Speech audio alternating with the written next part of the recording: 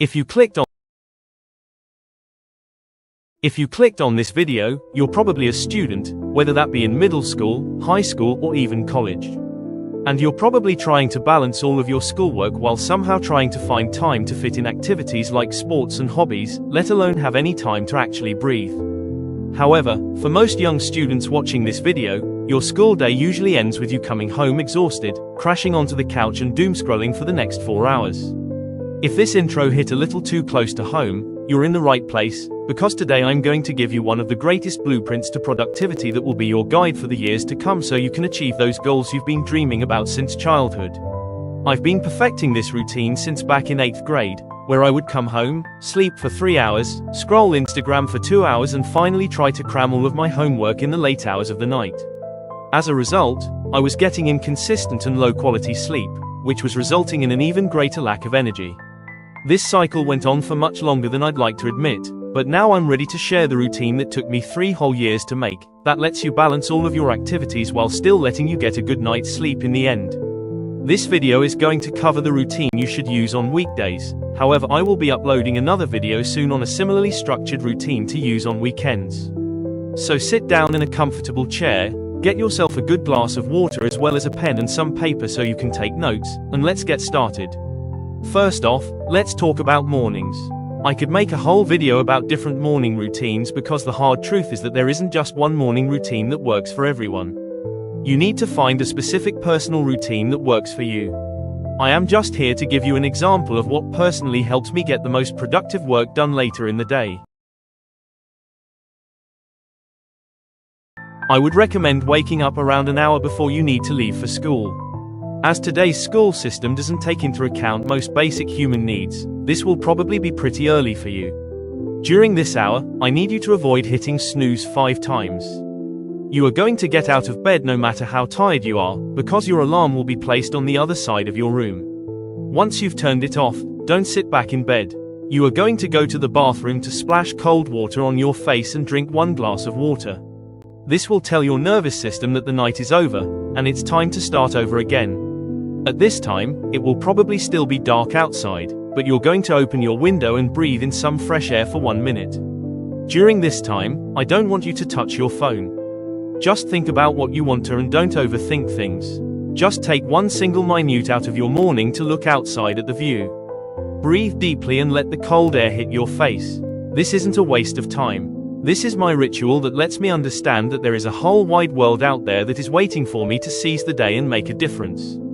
I especially use this when I have a big project to work on during the day because it helps me see the reason why I'm doing all of this. By now you should hopefully be at least half awake, so we can now get to probably the most important part of your morning, breakfast. Most students seem to completely forget that there are supposed to be 3 meals in a day, and I was once one of them too. However, you need fuel to function. Without it, you will crash upon coming home from school. Try to eat something light and healthy. Please avoid sugary cereals and incorporate a fruit and some real foods with nutritional value that will help you stay awake throughout the day. If even the idea of eating in the morning makes you sick to your stomach, I understand. Try to prioritize liquid foods like fruit smoothies in the morning. If you would like to have a recipe for a quick, easy and affordable high-protein shake that doesn't even use protein powder, comment, shake, and I will make a short-form video on how to make it. I drink this shake every morning and it keeps me energized all throughout my mornings until lunch. If you still have some leftover time after all of that, try to look over your lessons or read a book. The most important rule for your mornings are to not touch your phone until you take it to leave for school. This will let you prepare mentally for the day and will keep your mind free of distractions so you can actually focus during class. Now, during the day, you are, as a student, going to be in class. There aren't many tips I can give you for this period of time as it entirely depends on your classes, schedule and school. However, some advice I can give you is to make small periods of time worth it. Say you've got a lunch break of an hour and you want to use it to your advantage, you could do one assignment that was given to you in the morning, or you could reread your notes for the class that comes after the lunch break. However, as the name indicates, breaks are for, well, taking a break. You want to prioritize recovery over anything else. Please don't try to optimize every second of your day. During breaks, have a chat with friends who you enjoy speaking to, breathe in some fresh air, move around. This will lock in the information you obtained from the last class into your brain and will let you prepare for the next one. Once your school day is finally over, let's talk about probably the most important part of your day, evenings. Your evening will either make or break the entire day. It can help your brain to lock in information or make it lose 80% of the knowledge you should have gained. To start off your evening, have something clean to eat. This can be your go-to protein bar or a bowl of rice. Don't stuff yourself, just give yourself a healthy little treat and some bonus energy to get ready for the work that is to come. After this quick ritual to replenish your fuel, I would recommend moving. It doesn't matter if it's an hour and a half of the sport you hope to go pro in, or 30 minutes of calisthenics in your bedroom, just as long as there is movement. You deserve clarity after a long day of work, and clarity is one of the many benefits of movement. If you come home late one day because of other activities outside of school, you still need some movement in your day.